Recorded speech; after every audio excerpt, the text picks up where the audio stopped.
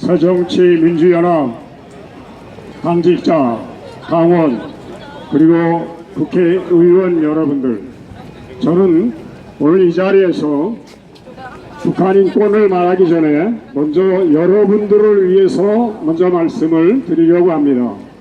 여러분들은 스스로 진보의 가치를 가진 당이라고 여러분들 스스로가 주장하고 있습니다. 진보의 가치가 무엇입니까?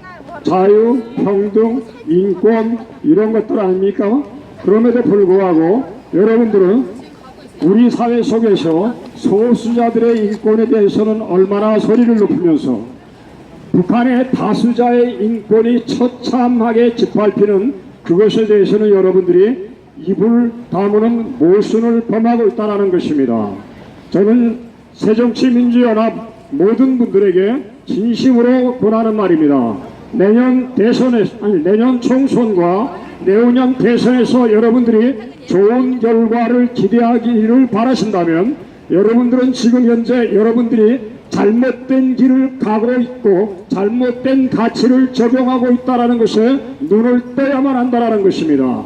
그 중에 여러 가지가 있겠지만은 인권의 문제도 마찬가지요. 자유의 문제, 평등의 문제, 모든 것에 있어서 여러분들이 지금 잘못된 가치를 가지고 적용하는데, 그러한 것들 중에 또 하나가 역사의 문제도 마찬가지인 것입니다.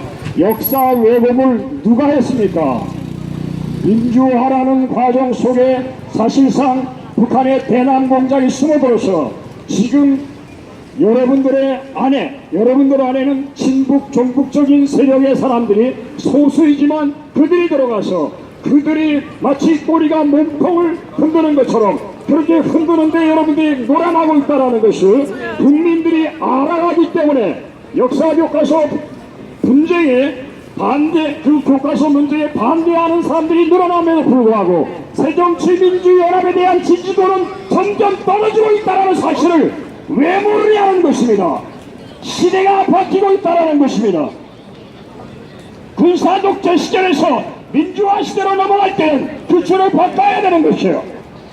여러분들은 민주화 시대에 줄을 잡고 그것을 가지고 기득권을 이겼는데 지금 시대가 바뀌어서 민주화 속에 스며들어 있는 친북 종북적인 세력들이 이제는 드러나고 있고 백성들이 깨달아가고 있는 이 시점을 여러분들이 깨닫고 방향을 전환하지 아니하고 옛날에 쥐고 있던 그 줄을 계속해서 붙잡고 있다고 한다면 여러분들은 역사에서 심판을 받을 것이요, 그리고 내년 총선과 내후년 대선에서 여러분들은 결단코 지지를 받지 못하는 것입니다. 사람은 줄을 잘 서야 되는 것입니다. 여러분들이 그 당시에는 올바른 데 줄을 섰었기 때문에 한때의 줄을 닫고 그 줄을 잡고 지금 그 기득권을 쥐고 있는데 지금은 그 기득권 속에 잘못된 것들이 드러나고 있고 그것을 백성들이 알아가고 있다는 사실을 알고 이제는 줄도 바꿔야 되겠구나라는 생각을 새정치민주연합은 해야만 한다는 사실입니다. 이것을 깨닫지 못하면 내년 총선에서 여러분들은 참패하게 된다는 것입니다. 이제 제가 그냥 단지 인권에 대해서만 한 가지 더 말씀드리고 제가 짧게 하겠습니다. 좀 전에 제가 말씀드린 것처럼 여러분들이 소수자 인권에 대해서는 말하면서 어떻게 북한 동포들의 다수의 처참한 인권의 짓밟힘에 대해서는 입을 다물고 있느냐는 것입니다. 그 원인이 조금 전에 말씀드린 것처럼 여러분들 안에 다수는 아니지만 소수의 친북 종북적인 세력들이 여러분들 안에서 큰 소리를 내고 그들이 거리투쟁으로 과격한 방법으로 나아가기 때문에 그것 때문에 지지를 잃고 있단 말입니다. 이 역사의 흐름이 물줄기를 바꿨다는 사실을 깨달아야 됩니다. 김정은 정권이 그렇게 오래가지 못합니다. 그리고 무엇보다도 우리가 통일을 보다도 자연스럽게 그리고 통일의 비용을 줄이기 위해서 우리가 반드시 해야 되는 일이 무엇인가 하면 바로 북한의 인권 문제를 개선하고 북한의 모든 시스템과 체제와 이념과 이러한 것들이 최대한 남한과 비슷해지도록 해야 우리는 북한과 통일할 때 통일 비용이 적게 들어간다는 것입니다. 한 가지 예를 들겠습니다. 북한 인권법 통과 없이는 절대로 통일의 소프트 랜딩이 안 된다는 사실입니다. 예를 들어 보겠습니다.